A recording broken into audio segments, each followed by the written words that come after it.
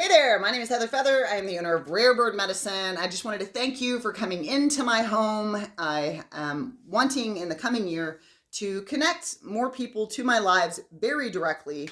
You'll notice I have yellow gold curtains here. They used to be blue. You'll notice I have a yellow couch, an orange tiger rug.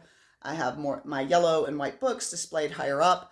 This all comes from my wife's teacher, John Owl, because he's somebody I did a brief study with, and I paint in blue. I used to have blue drapes. I used to have a blue bedspread. I now have a gold one. I tend to be very drawn to blue. Who'd have thunk it? Blue, blue, blue.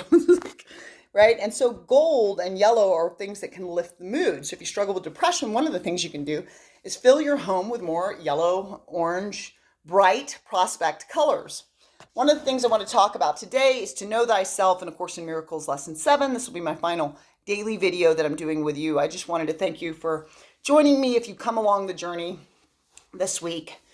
To know thyself, there are many ways to do this. You can do it through astrology, numerology. You can do it through Myers-Briggs. You can do it through blood type. You can do it through so many different systems. There are lots of ways.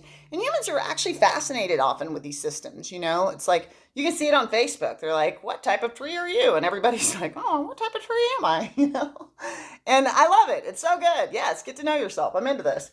I have been really devoted to knowing myself my whole life because I want to know what it is I'm handing a friend, know what it is I'm handing a lover, know what it is I'm handing my family, and make sure that that entity is the entity that I want to see in the mirror each day. So I have been a great digger, digging in the crates of my records, if you will, of who I'm going to be in this life. Through many, many different systems for a long, long time. In numerology, I'm a 2911-2. In Myers-Briggs, I'm an INFJ. My numerology is 11 is master of intuition. I'm supposed to be a psychic. I'm supposed to be standing in the veil and serving humanity spiritual information. As an INFJ, that personality matrix is, although introverted, seems extroverted because they're very devoted to serving humanity and serving the needs of humanity. In my Western astrology, although I'm Sag, Sun, Leo, Moon, and a playful little goofball, you're welcome, I am also Cancer cusping Moon, Scorpio cusping Sun, and I am Cancer Mars and Scorpio Mercury. So again, spiritual teacher kind of spirit. I'm supposed to speak the spiritual secrets. I'm supposed to nurture humanity, care for humanity through spiritual truth. So each system that I look at, it gives me a little bit more about who this lady is so that I can kind of take a look at who is this being and what does that mean? Knowing that I am an INFJ, you can Google Myers-Briggs and take your own Myers-Briggs to know your Myers-Briggs today. It lets me know that the way I recharge my battery is by being alone. It's not by being on the phone. It's not by having a friend help me. It's not by... Many people I know, the way they are recharged is by talking to a friend or having a friend help them.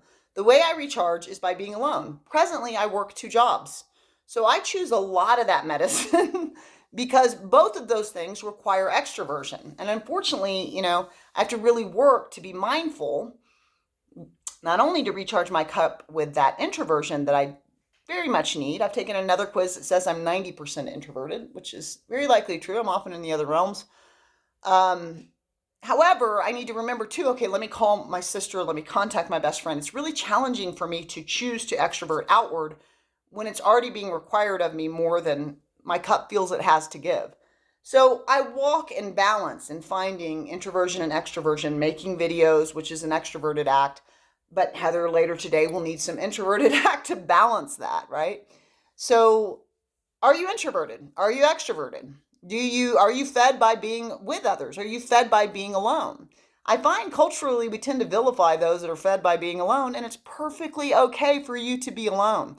It's perfectly okay for you to not respond to text. You don't have to respond right away. This past week, I've been giving myself a lot of delay because I'm detoxing and it's flushing up emotions, and I'm trying to heal Heather, and that's so that I can give my best self to everyone in my life. But in order to do that, I have to give myself the space and the freedom to be in my emotions and not respond to a text if I don't want to, or do what I need to do to keep my cup full so that I respond from a really healthy place, Do you know who you are? For some people, they don't like all those personality matrix things. That's not your jam. There are other ways to get to know who you are. You can do it in talk therapy. Have you been to therapy? I have had a lot of physical, mental, and emotional therapy. I've also had a lot of somatic therapy. It was recommended for my own healing and my Akashic Records reading to get 10 rebirthing breathwork practices done, and I've done that. I've had rebirthing breathwork through Danny Hallam and Innate Alchemy, INNATE Alchemy, and also through Emily Ashley. Both people are amazing, and they're on Facebook if you want to use their services. But somatic therapy gets past traumas out of the physical body, out of the musculature, right? So I'm constantly not only working to know who I am, but I'm working to know, where do I need work? What is my work? What do I need to do to be in balance, to be my best self this day? Do I need alone time? Do I need some water? Do I need some air? Am I holding breath? Have I been holding my breath? A lot of times, yes. Probably need that air medicine. Let's get some air in these lungs, where my grief is held. Let's flush out that grief. Let me get some water so that my liver can detoxify that anger for me, So now I'm doing my lemon water, my celery juice, working to remember to breathe more this year. Do you know yourself? You can ask 10 people. You can make a list of the 10 characteristics you most want to exemplify in this life. And then you can go to the 10 people that know you best and say, how would you describe me? If you don't know 10 people, you can work on being friendlier to yourself and friendlier to the world so that you can build more friendships, so that you can have 10 people to ask that question. But you could go to friends and family and say, please, out of characteristics, what are the 10 top characteristics you would use to describe me? And see if that matches the list of how you want to be perceived in a life, and what is the cleanup work there.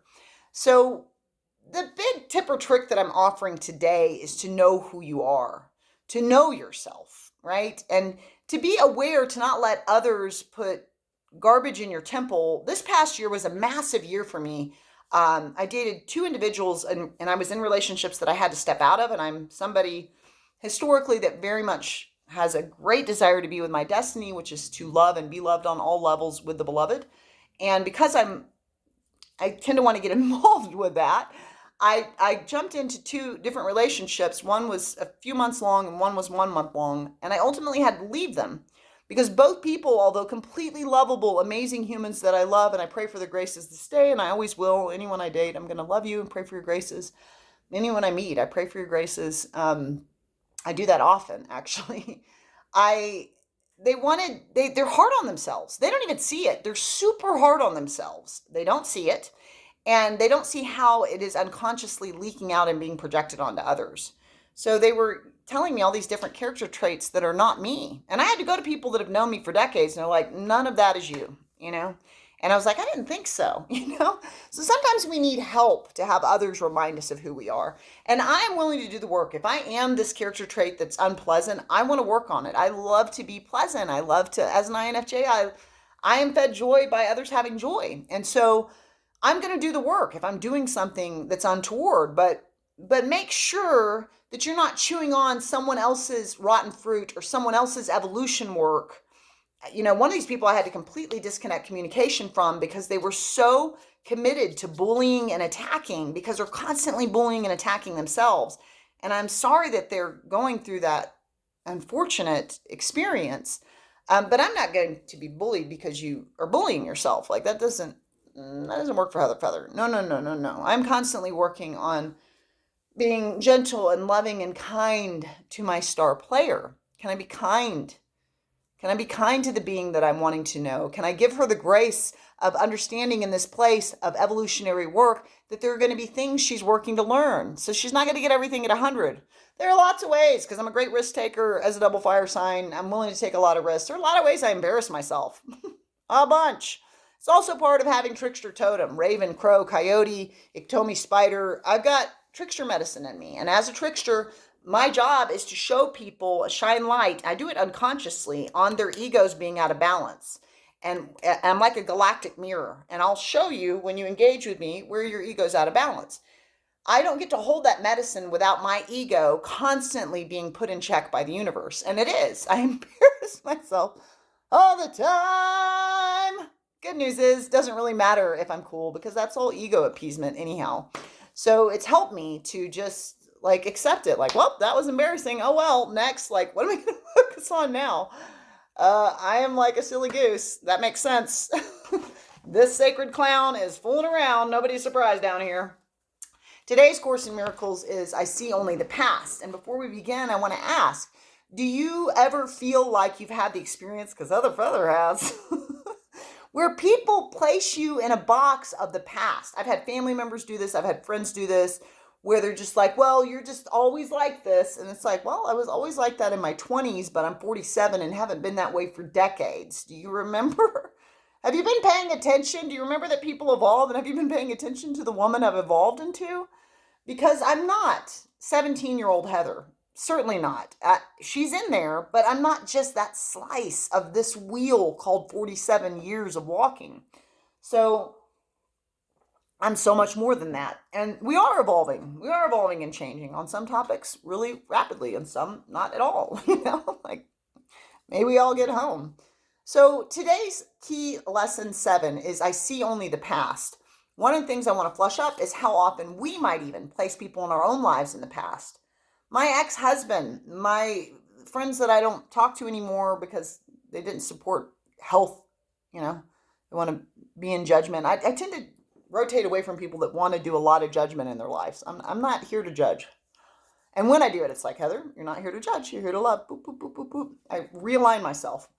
So it helps me to not be around super judgy people because that's not the frequency I'm going to offer this lifetime. But, sometimes I might, as I think of those friends I don't talk to, I might even have them in that old box I've placed them in. Maybe they've evolved. Maybe they've grown. Maybe they learned that judgment and that need to push away or their hypersensitivity or whatever it is doesn't serve them anymore. So they're going to be more in balance with creating boundaries and being honorable and then not needing to judge because they didn't set boundaries. And then, there are a lot of ways where we can feel justified in our judgments. And often it's our own learning. Like, oh, if I had set better boundaries, then I wouldn't be judging this that's going on because I didn't have a boundary to begin with. So have you ever put someone in a box? You think that maybe you have your family members in a box, your friends, your lover, are they in a box of like, you're like this? Do you know them? Have you talked to them and said, I perceive you like this? Are you like this? Do I get that right? Am I right about that? I love to be in conversation with people. Like, am I perceiving you correctly? Is this the accurate perception of what you are? I don't know. In the Vedic, I have a Gemini Mars. So let's talk about it. In Western, it's my rising. So anyhow, let's talk about it. But do you know who you are? So today we're going to do I See Only the Past. This idea is particularly difficult to believe at first, yet it is the reason for all of the preceding ones. It's the rationale for all of the preceding ones. It is the reason why nothing that you see means anything. It is the reason why you've given everything you see all the meaning that it has for you. It is the reason why you do not understand anything you see. It is the reason why your thoughts do not mean anything and why they are like the things you see. It is the reason why you are never upset for the reason you think. It is the reason why you're upset because you see something that is not there. Old ideas about time are very difficult to change because everything you believe is rooted in time and depends on your not learning these new ideas about it. Yet that is precisely why you need new ideas about time. This first time idea is not really so strange as it may sound at first. Look at a cup, for example. Do you see a cup? Or are you merely reviewing your past experiences of picking up a cup, being thirsty, drinking from a cup, feeling the rim of the cup against your lips, having breakfast, and so on, are not your aesthetic reactions to the cup too, based on past experiences? How else would you know whether or not this kind of cup will break if you drop it? What do you know about the cup except what you learned in the past? You would have no idea what this cup is except for your past learning. Do you then really see it? Look about you. This is equally true of whatever you look at. Acknowledge this by applying the idea for today indiscriminately to whatever catches your eye. For example, I see only the past in this pencil. I see only the past in this shoe. I see only the past in this hand. I see only the past in that body. I see only the past in that face. Do not linger over any one thing in particular, but remember to omit nothing specifically. Glance briefly at each subject and then move on to the next. 3 or 4 practice periods, each to last a minute or so, will be enough. So, do you see only the past in yourself? Do you have a present moment awareness of your own evolution and growth work that you know thyself? You can always subscribe to Rare Bird Medicine on YouTube. Like and comment there. I'd love to hear your thoughts. Amun.